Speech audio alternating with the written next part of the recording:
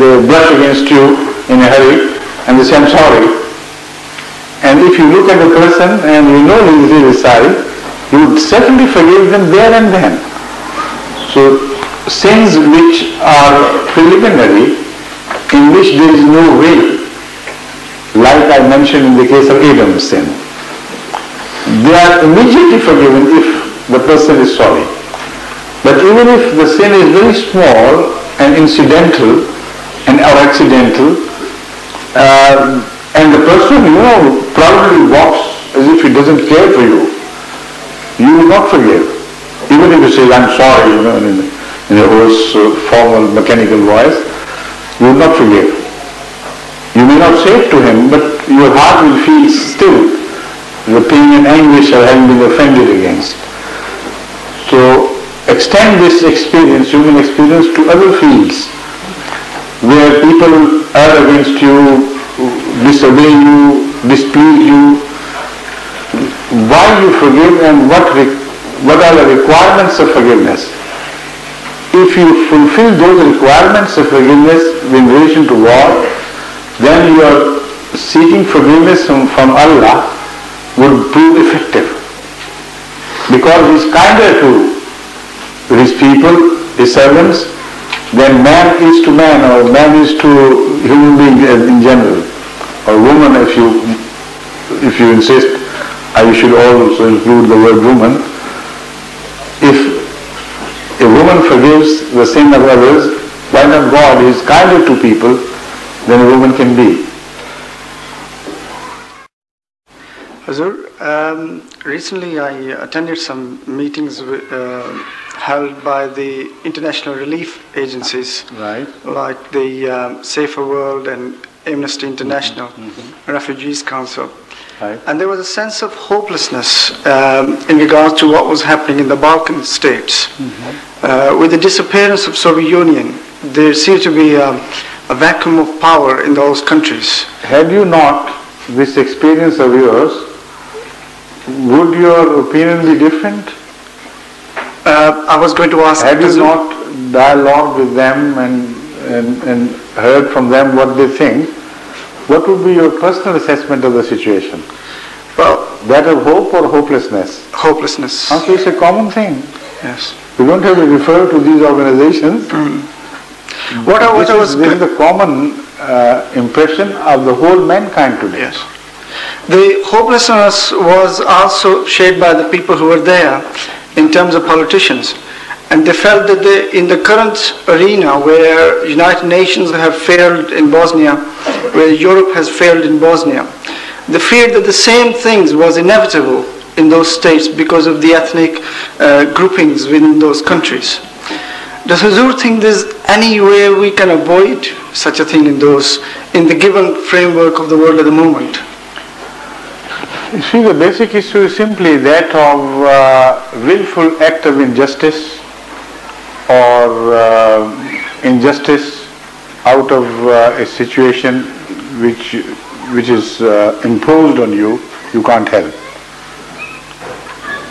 These two things apply differently to different nations. There are powerful nations in the West, in Europe itself, who singly could have tackled this issue and stopped the aggressor from aggression.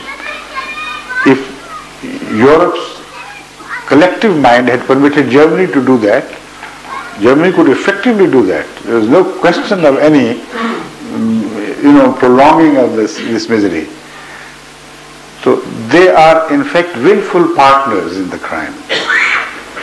There are other Muslim states who also are to a degree criminal partners in the crime because they have never raised the voice powerfully enough to make the powerful Western nations realize that if they do not do the right thing by the Bosnians, they will lose these friends and they will go away from them, or they will keep it in their minds to take their revenge whenever it comes their way, whenever it becomes possible.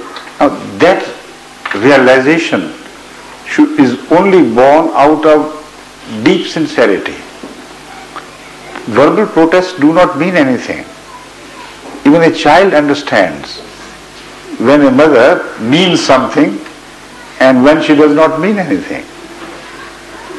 When a mother is addressing a child, don't do it, does it repeatedly, well, the child knows it happens, But when she cries, says, don't do it, shouts, then things happen differently. So that's what I mean. The Muslim countries have been saying, oh no, don't do this, is very, very bad, you're not doing justice and this and that. They understand the Western language. But if they speak the language of the Prime Minister of Malaysia in stern terms, then the West has to take notice of that. Like the television, press, etc. took notice of one single voice of the Prime Minister of Malaysia, which is so far removed from here. But they did not take notice of the protest of the united will of the Muslim countries expressed in their resolution.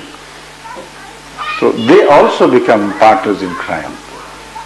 But then there is the ordinary public. What they can do about it? They can also behave in a manner that they can become participants in the crime or absolve themselves of this. If they do whatever is in their power to do, then they will be absolved in the sight of Allah and in the sight of history as people who did what they could, like we are doing, Ahmadis, all over the world. But if you sit quiet and say we can't do anything, then nothing happens, and then you also become a silent partner in crime or a helpless partner in crime, let's say. But nobody is helpless, in fact. God has given everybody a power to raise his voice of dissent or voice of criticism against some crime. If he does it powerfully enough, within his capacity of course, then the collective voice of condemnation of a crime does produce effect. If he doesn't, he speaks of the hunger and the misery of the people and does not participate in the act of removing that hunger physically, then also he is a silent partner in crime. So with the grace of Allah, I can say for Ahmadis, all over the world they are participating in this at least amelioration of the misery, if not the removal of misery altogether. Thank you. Well, Sham, after this Rasa. There are two questions from the ladies. Yes. The first is from Sister Latifa of Jamaica. Yes. She probably couldn't explain herself when she asked the question. Okay. Her question was that if somebody close to you commits suicide and ends their own life, and if you were to pray hard enough for them, would God forgive them? You see, it's not, I understand now, the same answer applies to this situation as well. In fact, Allah knows best the circumstances under which somebody committed suicide. And it does not mean that all those who committed suicide would certainly be driven to hell straight away. Some people do it out of madness, and we know in the Holy Quran, mentioned in the Holy Quran, that somebody who is out of his senses and does something in unconsciousness is not held responsible for that act. So in sleep you can do things, nobody would consider you responsible for that. So that is, madness also is a factor which lifts from you the ordinance of Sharia, as long as you are mad.